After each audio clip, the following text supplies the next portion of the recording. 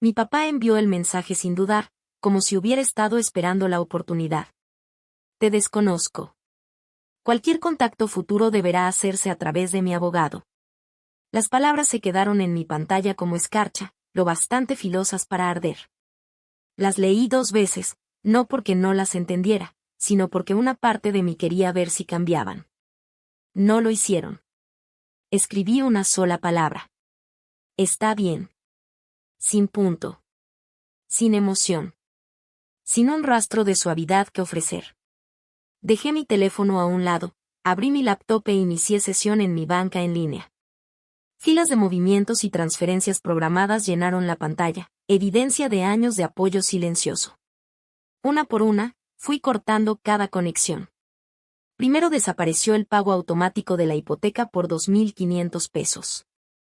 Luego el plan familiar de teléfono que pagaba desde la universidad. Después, la línea de crédito comercial que confirmé para él, la que juró que solo necesitaría un par de meses. Seguí haciendo clic hasta que cada lazo del que dependía se borró de la existencia. 2 días después, mi mamá llamó con la respiración agitada, la voz temblando como si el piso se hubiera abierto bajo sus pies. No saludó. Solo soltó, ¿qué hiciste?, como si yo hubiera provocado una catástrofe en lugar de simplemente alejarme de una. La gente cree que desprenderse pasa de la noche a la mañana. El mío no, mi calma no era temporal, era la última etapa de un cálculo largo.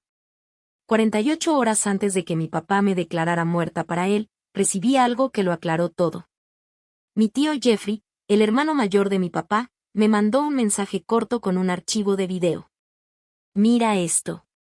No creo que me lo haya querido mandar, escribió. Toqué la pantalla. Una mesa de comedor llenó mi vista, el mismo comedor donde celebré cumpleaños, graduaciones, fiestas. Esta vez yo no estaba ahí. Ni siquiera sabía que se reunirían. La grabación temblaba un poco, pero el audio era inconfundible. Mi tía Stephanie soltó una carcajada por algo fuera de cámara. Mi papá, Gregory, sostenía una cerveza como si fuera parte de su mano. Alguien detrás de la cámara, mi tío, comentó, es una buena niña. Te ayuda un montón. Mi papá bufó. No es una niña. Es una máquina de dinero con piel. Está tan hambrienta de validación que pagaría por el oxígeno en este cuarto si se lo pido. Brandon, mi hermano, intervino mientras picoteaba su plato. Da hasta pena. Cree que mandar dinero la hace importante. Pero sigue siendo. Lachlan. Siempre va a hacerlo. Luego vi a mi papá levantar su bebida, con la boca doblada en crueldad. Por mi cajero automático personal. Las carcajadas estallaron alrededor de la mesa como si fuera un programa de comedia. Aún así, no derramé ni una lágrima. Ni una. Los números siempre han sido mi forma de entender el mundo. Soy auditora, investigo lo que otros intentan ocultar. Esa noche, me di cuenta de que, sin querer, había estado auditando a mi propia familia, y los resultados eran más feos que cualquier caso de fraude corporativo que hubiera manejado. La verdad era abrumadora. 4 años antes, su empresa de suministros para restaurantes había empezado a venirse abajo por mala administración y deudas crecientes. La casa donde aprendí a caminar y donde mi mamá me enseñó a leer estaba al borde de la ejecución hipotecaria. Mis papás me llamaron en pánico, llorando por teléfono, rogándome que interviniera. Eres la única que puede salvarnos. Eres la responsable. Por favor, Lachlan. Así que hice lo que me habían enseñado a hacer, calcular riesgos, asumir responsabilidades, tomar acción. Acepté hacerme cargo de la hipoteca mensual de 2.500 pesos de manera indefinida. No dudé, no porque me sobrara el dinero, sino porque creí que la lealtad se suponía que significaba algo. Después, lo sumé todo. 4 años, cada mes, sin fallar. 120.000 pesos. Una línea de vida de 6 cifras de la que brindaban como si fuera chiste.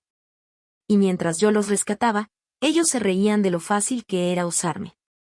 Ese fue el momento en que algo viejo dentro de mí finalmente murió, no el amor, sino la esperanza.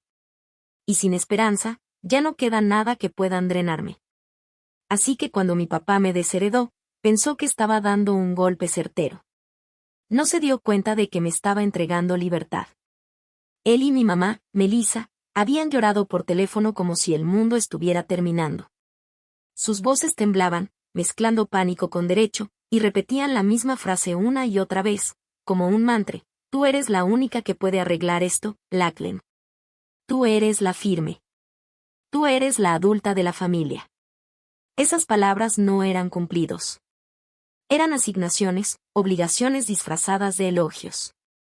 Cuando por fin calculé el total que había vertido en su casa, la cifra me golpeó como un martillazo. $120,000. Una cantidad que pudo haber sido el enganche de mi propio futuro, no un salvavidas para personas que ni siquiera se molestaron en tratarme con la dignidad más básica. Esto es lo que la mayoría no ve, las cadenas invisibles que se enredan alrededor de un hijo que crece en un hogar disfuncional. No hacen ruido, susurran. Si creces cargando la culpa de cada tormenta, terminas creyendo que tu único valor es el refugio que ofreces. El amor se convierte en algo que compras, no algo que recibes. No obtienes consuelo, obtienes tolerancia condicionada, momentos breves en los que no eres el blanco, momentos que ganas a cambio de entregar una parte de ti. Mandar esos pagos de la hipoteca no fue generosidad. No fue bondad. Fue el peaje que pagaba para evitar sus berrinches, sus dramatismos, sus discursos empapados de culpa sobre la lealtad. Elegir pagar era más fácil que escuchar horas de acusaciones sobre cómo no me importaban, cómo era una desagradecida, cómo era cruel por negarme a apoyar a las personas que me criaron. Ya sé la pregunta que empieza a formarse en tu mente: ¿por qué? ¿Por qué quedarte? ¿Por qué seguir alimentando un sistema que te explotaba? Y la verdad es incómoda. Cuando te crían creyendo que tú eres el problema, aprendes a tolerar la crueldad igual que otras personas toleran el clima. Se vuelve la temperatura de la casa donde creciste. El video no me sorprendió porque fuera nuevo. Me devastó porque era familiar. Ese es el peligro de la crueldad normalizada. Se esconde en momentos ordinarios, disfrazada de bromas, sarcasmo o así hablamos en la familia. En familias como la mía, todos interpretan un papel en un guión escrito mucho antes de que tengan edad para entenderlo. Brandon, mi hermano, llevaba la corona del hijo dorado. No se la ganó, la heredó. Si él metía la pata, había excusas listas antes de que abriera la boca. Si yo tropezaba, aunque fuera una vez, toda la casa lo trataba como prueba de mi insuficiencia. Él era el milagro. Yo era el error. Me asignaron el papel de absorbente, el basurero emocional. Cada frustración, cada fracaso, cada decepción caía sobre mis hombros porque era lo conveniente. Su dinámica funcionaba gracias al desequilibrio, y yo era el combustible. Mi propósito era cargar el peso que ellos se negaban a reconocer. Pero los sistemas solo funcionan cuando la persona aplastada permanece en silencio. Yo ya no estaba en silencio. Ya no era su red de seguridad, su plan de respaldo, su fuente de ingresos convenientemente disfrazada de lealtad familiar. Ya no era su cajero automático. Y por primera vez en mi vida, no tenía la menor intención de volver a entrar a la jaula que construyeron para mí. Por fin había terminado, de verdad, completamente terminado, de ser la columna vertebral de una familia que nunca se tomó la molestia de sostenerme a mí. Mi teléfono permaneció inmóvil durante 2 días enteros, ni vibraciones en la mesita de noche, ni alertas, nada. Era la calma antes de la tormenta inevitable, y yo sabía exactamente lo que significaba. Todavía no se daban cuenta de que el suelo financiero bajo sus pies había desaparecido. El silencio se rompió por fin el martes por la mañana. Estaba en mi cocina, girando el café fresco en mi taza, el vapor acariciándome la cara, cuando la pantalla se encendió. Melissa llamada entrante. No me apresuré. Dejé que el timbre llenara el aire 3 veces, mirando su nombre parpadear con creciente urgencia, como quien observa una olla a punto de hervir. En el cuarto timbrazo, deslicé el pulgar por la pantalla y puse el altavoz. Lachlan, ¿qué hiciste? No había calidez, ni saludo, solo acusación frenética.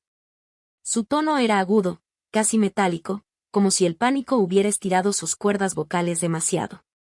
El banco acaba de llamar a tu padre, continuó, respirando entrecortado. El pago de la hipoteca rebotó. Está vencido, Lachlan. Tienes que arreglar esto inmediatamente. ¿Me escuchas? Hoy. Me quedé mirando por la ventana, observando cómo la luz del sol avanzaba por la encimera. Esperé hasta que ella inhaló, porque fue el primer momento en el que me dejó espacio para hablar.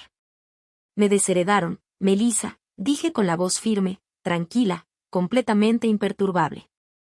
Tu esposo lo dejó muy claro. Toda comunicación será a través de mi abogado ahora. Un silencio atónito. Luego, ¿qué? ¿Qué abogado? Lackland, no seas ridículo. Colgué antes de que pudiera terminar la frase.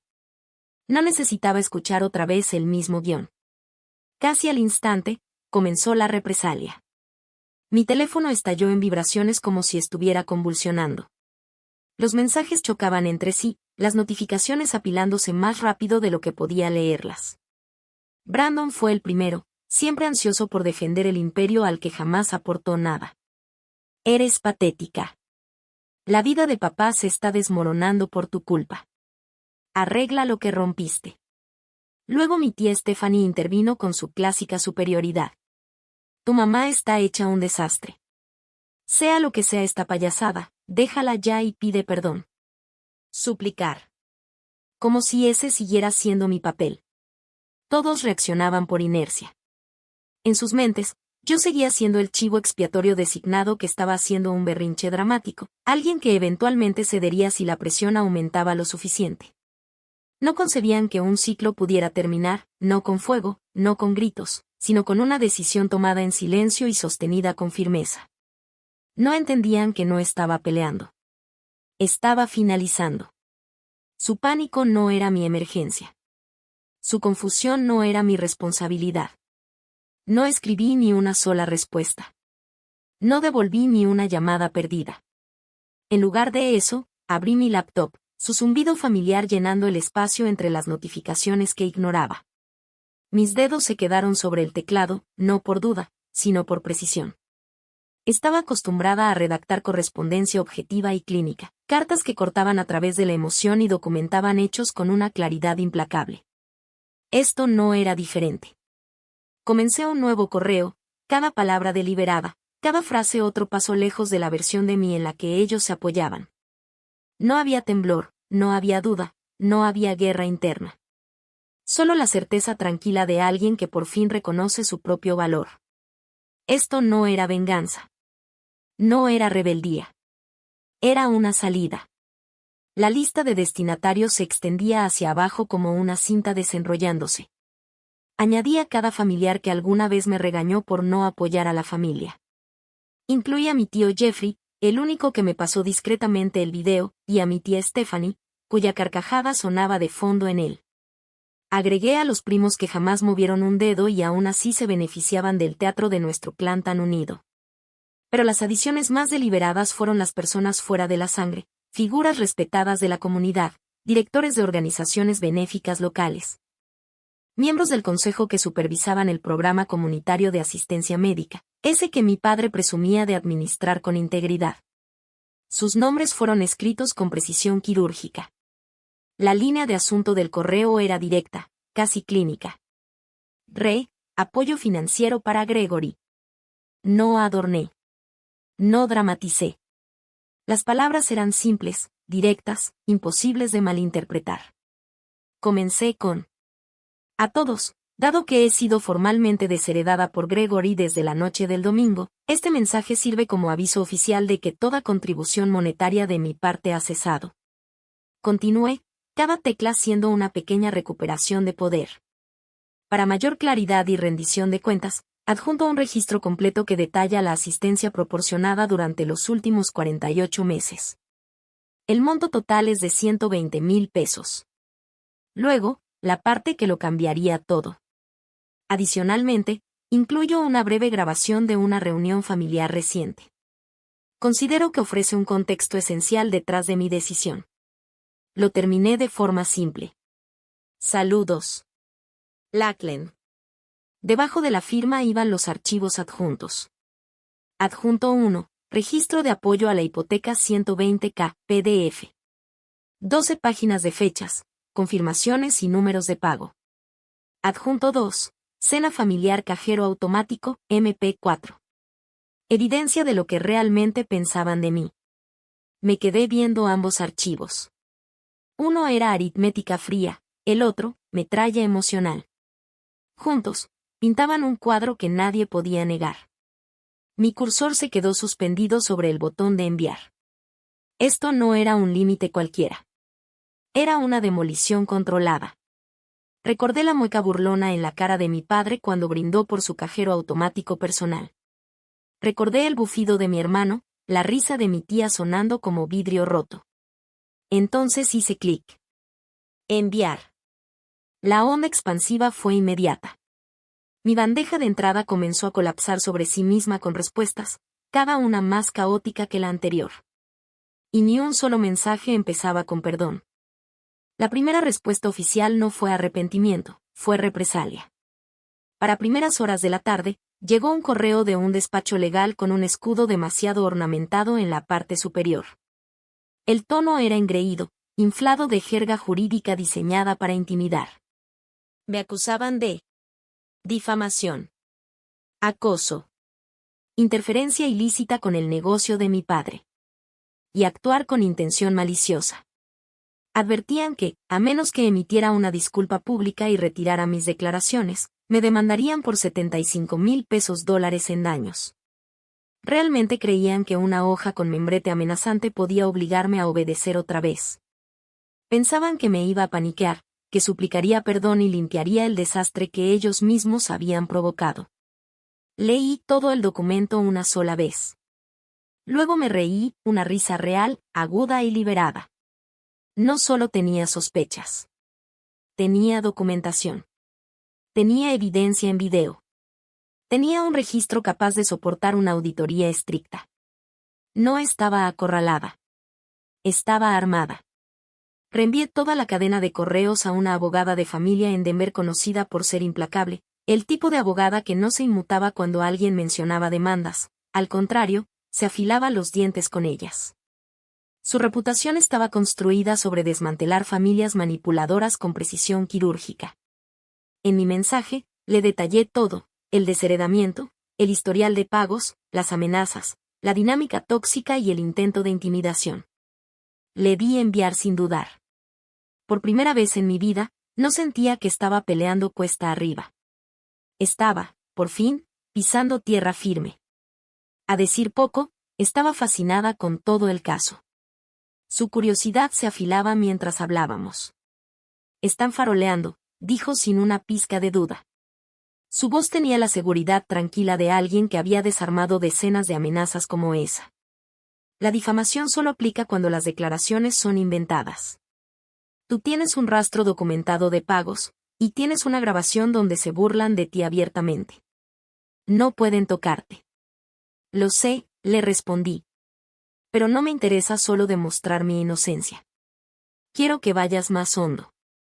Quiero una investigación completa, cada transacción, cada registro, cada inconsistencia que no tenga explicación. Noté un cambio en su tono. ¿Qué estás buscando exactamente? Durante años, dije, mi papá se escudó en las irregularidades de sus cuentas.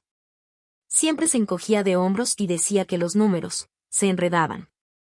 Pero lo desordenado no explica los patrones que encontré. Lo desordenado no se esconde igual que la manipulación intencional. Continúa, me pidió. Él administra un fondo médico caritativo para nuestra vecina, la señora Harrison. Está luchando contra el cáncer. Su familia creó el fondo para que no se ahogara con los gastos. Mi papá insistió en manejar las finanzas porque sería más fácil para todos. Cerré los ojos, visualizando las carpetas que había alcanzado a ver en su estudio, números que nunca cuadraban, fechas que no tenían sentido, facturas que parecían editadas con demasiado cuidado. Revisé algunos de los reportes que presentó, añadí. Digamos que eran imaginativos. Mi abogada guardó silencio, un silencio pesado, inquietante. Luego dijo. Déjamelo a mí. Pasaron 2 días antes de que me llamara de nuevo. Su voz ya no tenía curiosidad. Tenía peso. Lackland, dijo, firme pero sombría, es exactamente lo que sospechabas. Pero la situación es mucho más grave. Apreté el teléfono. ¿Qué tan grave estamos hablando? No solo tomó dinero del fondo, dijo. Lo vació poco a poco. En los últimos 36 meses, desvió $60,000 de esa cuenta. Se llevó dinero destinado a pagar quimioterapias y consultas con especialistas. Todo mientras recibía miles de ti cada mes. Por un momento, todo dentro de mí se quedó inmóvil. Esto no era un patrón tóxico ni una dinámica familiar hiriente. Esto era robo. A una mujer enferma. Cometido por mi propio padre. Y aún así, en la misma frase, él había dicho que yo le había arruinado la vida. Pero la cascada de revelaciones no había terminado. Esa noche, mientras estaba sentado al borde de mi cama mirando la pared, mi teléfono vibró otra vez. El identificador de llamada me hizo sentir un vuelco. Natalie, la hija de mi tía Stephanie. Ella nunca llamaba. No una sola vez en toda mi vida adulta. Cuando contesté, su respiración temblaba. Lachlan. Apenas podía hablar. Escuché sollozos, ese tipo de exhalación entrecortada que alguien suelta cuando lleva llorando mucho tiempo. Vi tu mensaje. Vi el video. No tenía idea de que era así. Su voz se quebró. Yo necesito decirte algo. Y no sé cómo empezar. La culpa impregnaba cada sílaba, espesa y trémula. No estaba llamando como espectadora. Estaba llamando como alguien que se estaba ahogando en algo que había guardado demasiado tiempo. Lo siento mucho, Natalie, dije en voz baja, preparándome para lo que fuera a revelar. ¿Qué pasa? Su rostro se tensó, como si hubiera estado guardando algo durante años y por fin el peso hubiera quebrado su compostura. Es sobre tu papá, susurró. Cuando tenía 17, me quedé en tu casa una semana. Tú estabas en la universidad. Él entró al cuarto de huéspedes donde yo estaba durmiendo. Su respiración se volvió irregular, los ojos parpadeando con un terror antiguo. No estaba confundido. No estaba borracho. Sabía exactamente lo que estaba haciendo. Fue depredador, Lachlan. Se acercó a mí como alguien que ya lo había hecho antes. Mi estómago se hizo nudo, frío y filoso. ¿Qué hizo?, pregunté, apenas logrando sacar las palabras. Grité, dijo, con la voz temblorosa pero firme. Lo empujé y me encerré en el baño hasta la mañana siguiente. Al día siguiente fui directo con tu mamá, y con tu tía Stephanie también. Les conté todo. Tragó saliva con dificultad. Me callaron. De inmediato. Me dijeron que seguro malinterpreté la situación. Que hablar de eso destruiría a la familia. Que tenía que quedarme callada por la paz de todos. Sus hombros se desplomaron, como si el recuerdo pesara toneladas. No estaban confundidas, continuó. Lo estaban encubriendo. Todas. Por eso se rió tan fuerte en el video que me mandaste. No era diversión. Era miedo. Le tiene pavor a él, y pavor a lo que pasaría si la verdad saliera a la luz.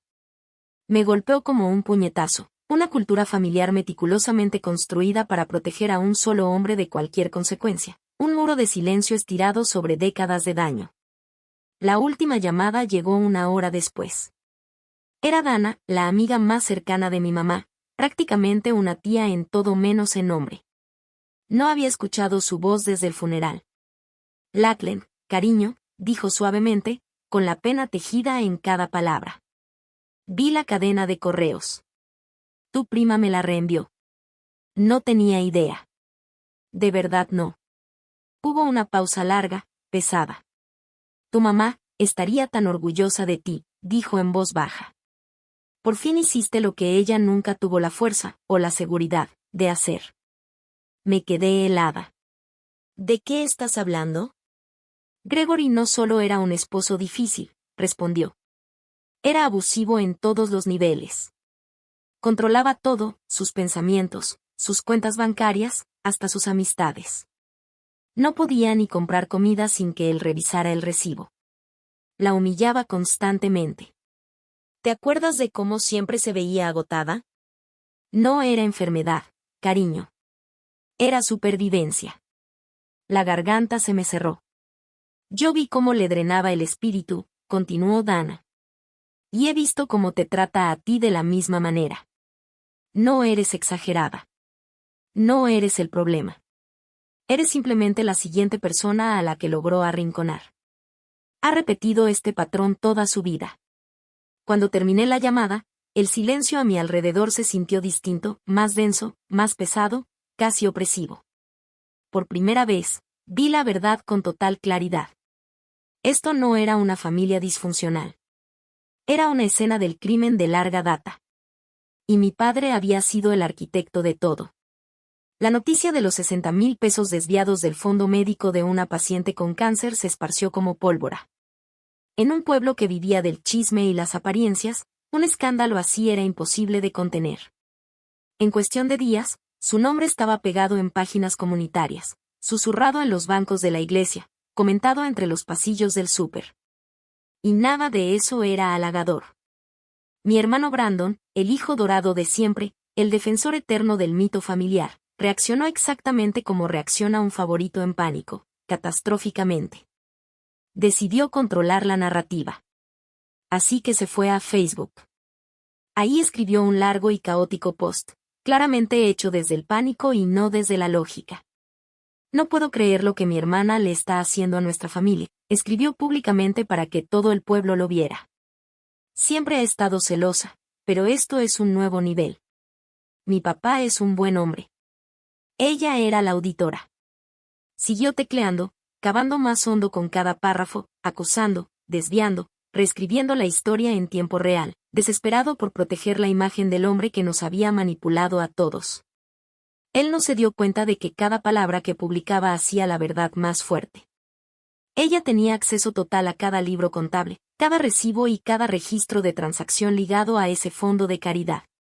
Y aún así, de alguna manera, $60,000 habían desaparecido sin explicación, y Brandon, en su intento frenético por defender a nuestro padre, decidió pintarme como la mente maestra detrás del supuesto fraude.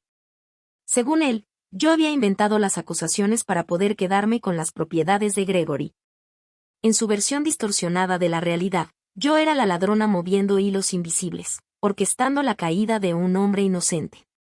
Él realmente creía que estaba salvando el honor de la familia. En cambio, lo acababa de destrozar por completo.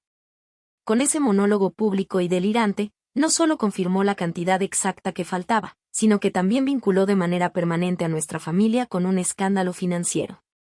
Peor aún, declaró, por escrito, que yo era la auditora que había revisado cada documento. Sin darse cuenta, les entregó a los familiares de la víctima algo que necesitaban desesperadamente: dirección. La familia Harrison, ya devastada por la pérdida de su ser querido, ya enfrentando el golpe de saber que las donaciones destinadas a su tratamiento habían desaparecido, había tenido dudas sobre presentar cargos. No sabían en quién confiar, no estaban seguros de enfrentarse al hombre que aún presumía una imagen de generosidad y compasión. Pero el colapso emocional de Brandon en Facebook cambió todo. Su dolor se endureció en fuego. Mi abogada llamó más tarde ese mismo día, sonando casi alegre detrás de su incredulidad. «Te va a encantar esto», dijo. Podía casi escuchar cómo acomodaba los papeles sobre su escritorio. La familia Harrison acaba de presentar una denuncia penal. No solo por desfalco, sino también por conspiración para cometer fraude. Cerré los ojos, atónita. Mencionaron a Gregory, continuó, y también mencionaron a Brandon. El abogado de la familia describió su publicación de Facebook como, hizo una pausa dramática, una confesión escrita de que participó en un encubrimiento. Por un momento me quedé en silencio, dejando que la sorpresa se asentara. La confrontación que había imaginado toda mi vida, la explosión catártica, el choque dramático, no llegó como un trueno. Llegó como un golpeteo desesperado. Una semana después, abrí la puerta de mi casa y encontré a Gregory en el pasillo, luciendo como un hombre reducido a astillas. Se veía encogido, como si alguien le hubiera drenado la furia y solo quedara el miedo. Su camisa estaba arrugada, su cabello sin lavar, y su postura normalmente imponente se había desmoronado. «Lackland», dijo, con la voz quebrándose como vidrio viejo. Por favor, escúchame. Le temblaban las manos sin control. Ellos están preparando cargos. Fraude. Robo. Todo. Tienes que ayudarme. Eres mi hija. Extendió la mano hacia mí como si yo fuera un salvavidas. Tú revisaste la contabilidad. Puedes decirles que cometí un error. Solo ayúdame a conseguir un mejor abogado. Dame lo suficiente para contratar a alguien que pueda arreglar esto. Lo miré, al mismo hombre que una vez me llamó cajero automático en mi propia cara, el mismo que me sacó del chat familiar porque me negué a financiar su último proyecto absurdo. Y ahora estaba ahí, retorciéndose las manos como un niño pidiendo dinero para el almuerzo, suplicando por la hija a la que desheredó en cuanto dejé de pagar. No dije una palabra. Simplemente metí la mano en mi bolsa, saqué una hoja doblada y la coloqué en sus manos temblorosas. ¿Qué es esto?, preguntó, desenvolviéndola con los dedos rígidos. Era una copia de la denuncia penal, cada cargo, cada acusación, cada firma perfectamente impresa. Observé cómo sus ojos recorrían la página. Sus pupilas se dilataron cuando llegaron al segundo sospechoso listado, Brandon Hargrove. Su hijo favorito. Su orgullo. Su reflejo. Deberías mandarle una copia al abogado de Brandon también, dije. Alzó la cabeza de golpe, con el rostro deformado por una mezcla de confusión, incredulidad y algo que jamás le había visto antes, verdadero miedo. Estoy desheredada, ¿recuerdas?, añadí con calma. Ya no hablo con esta familia. Mi abogada es quien habla por mí. Y cerré la puerta. El suave clic de la cerradura fue el sonido más contundente que había escuchado en mi vida. Pequeño, simple, definitivo, y de alguna manera, el acto de desafío más explosivo que jamás había realizado. Esa negativa silenciosa inició una reacción en cadena para la cual ninguno de ellos estaba preparado. El colapso no ocurrió en una sola implosión dramática. Se desplegó como una demolición lenta y metódica. Cada revelación golpeó una viga de soporte que habían usado durante décadas. Las mentiras en las que se habían envuelto empezaron a deshacerse, exponiendo la podredumbre que fingían no ver. El primer impacto llegó en el frente legal. La demanda que mi padre había amenazado presentar, su intento de acusarme de difamación, de inventar acusaciones para arruinar su reputación. Se desintegró en cuanto mi abogada envió a la contraparte la documentación que confirmaba su desfalco. Ya no era solo una pelea. Era el comienzo del fin de toda su realidad construida. El proceso penal avanzó con una rapidez casi mareante, sin dejar espacio para dudas ni negación. Cada día traía nuevas revelaciones que destrozaban lo poco que quedaba de la fachada normal de mi familia. Brandon, el supuesto hijo dorado, fue el primero en desmoronarse. Confrontado con evidencia de conspiración y fraude, la ilusión de invencibilidad que lo había protegido por años se evaporó. La corte se convirtió en su confesionario. Con las manos temblorosas y la voz quebrándose bajo la presión, confesó haber seguido las instrucciones de mi padre, detallando cada paso que Gregory había tomado para manipular el fondo médico caritativo.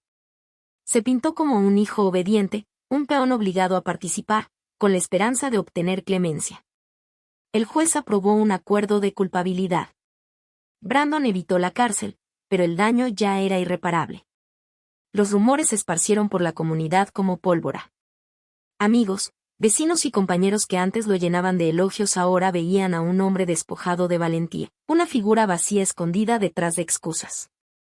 El golpe económico fue brutal. Honorarios de abogados y costos judiciales se acumularon hasta dejarlo en bancarrota y desesperado, un ejemplo viviente de lo que pasa cuando la lealtad y el derecho se malinterpretan. Luego vino Gregory.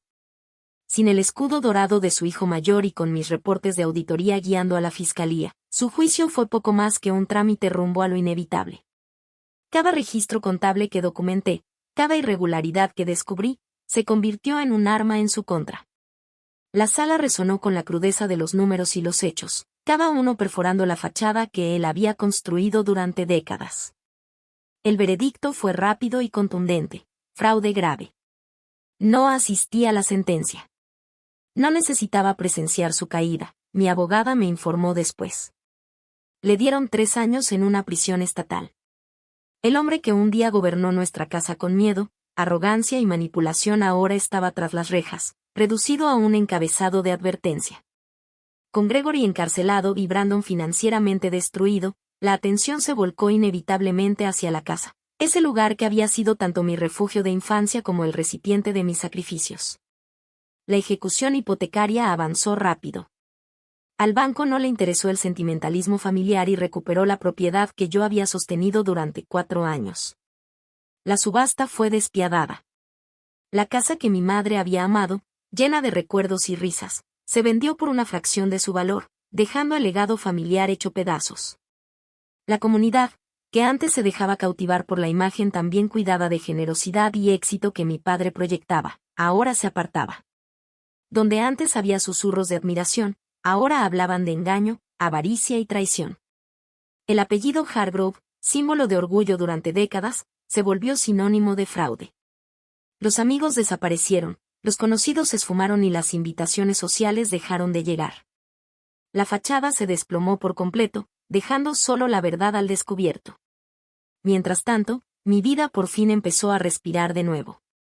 El alivio silencioso de la distancia, de estar libre al fin de las exigencias y manipulaciones constantes, dejó espacio para que nuevas oportunidades tomaran forma.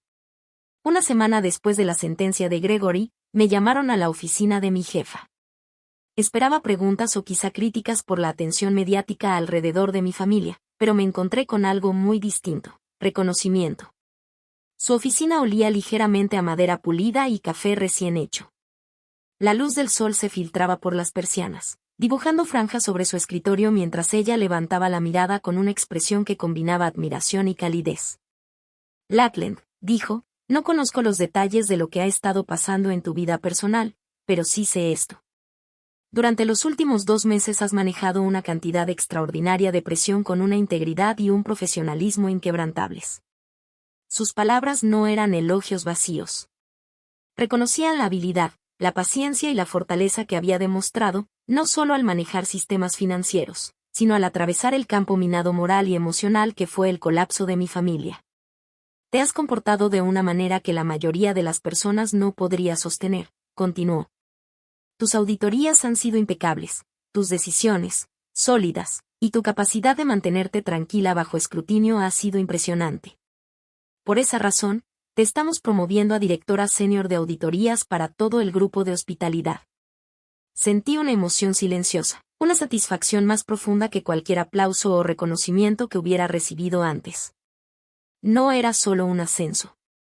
Era la confirmación de que mi valor era independiente de la familia que me había visto obligada a sostener, que mi habilidad, mi juicio y mi perseverancia tenían peso en un mundo que reconocía el mérito y no el privilegio. Por primera vez en años, podía respirar sin calcular la próxima traición, sin anticipar una llamada que exigiera dinero, lealtad o un perdón que no había sido ganado. El imperio de mi padre había colapsado, las ilusiones de mi hermano se habían hecho añicos, y yo había sobrevivido a todo. Y ahora ya no era solo testigo de las consecuencias. Avanzaba, más fuerte, más sabia y completamente libre. Ese es el tipo de liderazgo que esta firma necesita. Sus palabras se quedaron conmigo mientras salía de la oficina, con la carta de promoción bien sujeta en la mano. El elevador de vidrio me llevó hacia arriba, piso por piso, cada nivel reflejando la inmensidad del horizonte de Denver. La ciudad se extendía en todas direcciones, un mosaico de posibilidades que nunca me había permitido imaginar. No lloré. No sonreí. Solo había un peso firme y sereno en mi pecho, una sensación de solidez que nunca había conocido. Por primera vez, nadie podía regatear mi valor, nadie podía cuestionar mi mérito ni hacerlo depender de mi obediencia o mi generosidad. Ya no era un cálculo, ya no era una negociación mensual disfrazada de afecto. Simplemente existía. Escrito con tinta sobre papel, reconocido oficialmente por un mundo que no tenía nada que ver con mi padre, mi hermano o sus expectativas interminables. Las cuentas, por fin, estaban saldadas, no solo en lo financiero, sino también en lo emocional. No asistí a la subasta. No vi cómo la casa que había sostenido durante 4 años cambiaba de manos por una miseria. No lo necesitaba. Escuché lo suficiente, la casa se vendió, Gregory cumplió su sentencia, y Brandon, el que alguna vez fue el hijo dorado, ahora se partía el lomo en un almacén para pagar sus deudas legales. Y eso fue lo último que supe de ellos. El dinero que antes enviaba mes tras mes, mi supuesto impuesto por la paz, ahora era mío para redirigirlo. Invertí en mí misma, cursos, terapia, viajes y experiencias que me había negado durante décadas, todo en nombre de mantener una ilusión familiar. El silencio que me rodeaba era profundo. No el silencio asfixiante y lleno de juicios de mi infancia, donde cada palabra no dicha era un arma. Este silencio era tranquilo, sin invasiones. Era paz. Empecé a escribir, no hojas de cálculo, no reportes de auditoría, sino mi propia historia. Abrí un blog, un rincón privado del Internet donde podía compartir todo lo que había aprendido, esas cosas de las que nadie habla, manipulación financiera, coerción emocional y el trabajo invisible que recae sobre el hijo responsable. Lo llamé el libro mayor del chivo expiatorio. Escribí sobre los pagos mensuales disfrazados de generosidad, las cartas que había guardado, la evidencia de una extorsión silenciosa. Compartí instrucciones para documentar finanzas familiares, para llevar control de contribuciones y obligaciones en familias donde el amor es condicional. Compartí las historias de noches sin dormir, la ansiedad de ser quien siempre debe estar al pie del cañón, el cansancio de cargar con responsabilidades que nadie reconoce. La respuesta fue instantánea, abrumadora. Lectores de todo el mundo comenzaron a escribirme, padres, hermanos, hijos, todos atrapados en la misma red invisible. Me compartieron su gratitud, su alivio y sus historias de sacrificio silencioso. Me di cuenta de que no estaba sola. Éramos miles, incontables Lacklands, sosteniendo hogares en silencio, pagando precios que nadie reconoce, luchando por simplemente existir sin ser explotados. Y si estás leyendo esto, si alguna vez te has sentido ignorado, subestimado o consumido por obligaciones que no elegiste, este es mi mensaje para ti, te veo. Te escucho. Eres quien siempre manda el primer mensaje, quien recuerda los cumpleaños que nadie más recuerda, quien llama para preguntar si todo está bien. Quien soporta silencios interminables esperando una voz que solo aparece cuando necesita algo. Tú eres la columna vertebral. Tú eres el arquitecto silencioso de la estabilidad. Y por fin, mereces recuperar tu vida. Mereces tomar lo que nunca debió ser tu carga. Encontrar alegría sin pedir permiso. Invertir en ti sin sentir culpa. Me di cuenta, en ese momento, que ser libre no se trataba solo del dinero o de ganar una batalla legal, se trataba de recuperar cada parte de mí que había sido negociada, prestada o sacrificada para la comodidad de otros. Y esa libertad, una vez que la pruebas, es más poderosa de lo que cualquier palabra puede explicar. El libro mayor está cuadrado, no solo en papel, sino en mi vida. Y ahora, es momento de que todos los que hemos cargado el peso de otros por fin nos lo quitemos de los hombros y caminemos hacia la luz de nuestro propio valor. Tú eres el que resuelve, el confiable, el solucionador silencioso que aparece cuando todo se viene abajo. Eres la presencia firme en la que todos se recargan sin pensarlo, la persona que tapa cada grieta antes de que alguien más note el daño. Toda tu vida te han elogiado por tu corazón amable, por tu disposición a calmar tensiones, por tu instinto de restaurar la armonía antes de que el caos gane. Lo llamaron compasión, madurez, gracia, pero en la práctica, lo trataron como una obligación permanente marcada en tu identidad. Tu generosidad se volvió su expectativa. Tu paciencia se volvió su escape. Tu estabilidad se volvió su atajo. Nunca vieron el esfuerzo detrás de tu calma ni el cansancio detrás de tu voz serena. Nunca les importaron las noches en que lloraste a solas ni las mañanas en las que despertaste ya agotado. Solo veían los resultados, jamás el sacrificio. Has caminado por años entre campos minados emocionales, arreglando situaciones que no provocaste, limpiando desastres que nunca causaste y tragándote tu propio dolor para evitar que los demás se incomodaran. Aplaudían tu resistencia, pero exigían más cada vez que la mostrabas. Cuando dabas, extendían la mano aún más. Cuando te doblabas, empujaban más fuerte. Cuando te rompías, fingían no darse cuenta. Decían que tu empatía era un regalo. Pero lo que realmente querían decir era, úsala para nosotros. Y con el tiempo, aprendiste una lección venenosa, que tu valor venía de lo que podías ofrecer, no de quién eras. que tu amor solo valía cuando venía empaquetado con servicio.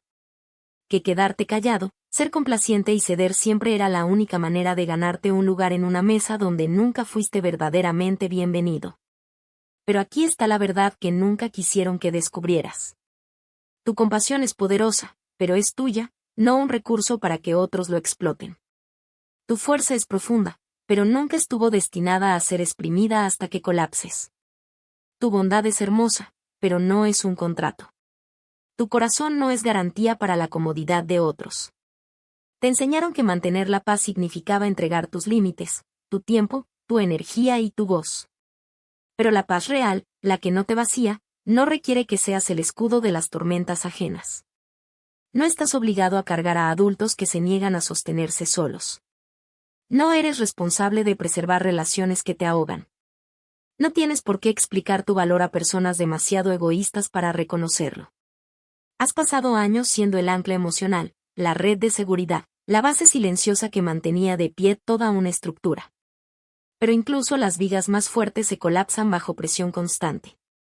Y ahora, quizá por primera vez, estás entendiendo algo revolucionario. Mereces reciprocidad. Mereces descanso. Mereces un amor que no venga con condiciones. Mereces una vida donde tu papel no sea impuesto, sino elegido. Tu bondad no es debilidad. Tu empatía no es una invitación al abuso. Tu fortaleza no es un derecho que otros pueden reclamar. Se vale, por fin, salirte del papel que te impusieron. Se vale soltar cargas que nunca fueron tuyas. Se vale dejar de arreglar problemas creados por personas que jamás se arreglan a sí mismas. Y se vale alejarte de cualquiera que confunda tu corazón con un recurso.